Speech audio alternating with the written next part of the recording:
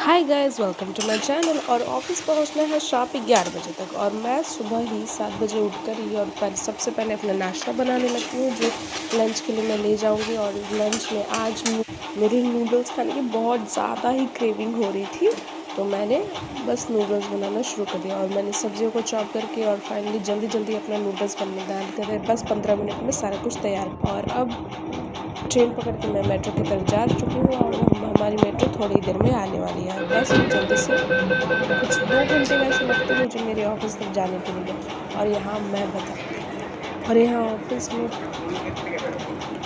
थोड़ी देर भी लेट हो जाओ तो काफ़ी सीनियर्स काफ़ी रूड है एक्चुअली, बट फिर भी मैंने सोचा है कि 1 मंथ तो सर्वाइव कर ही जाऊँगी। কাউন্টারে কাগজের কিউআর রিটার্ন টিকিট পাওয়া যাচ্ছে।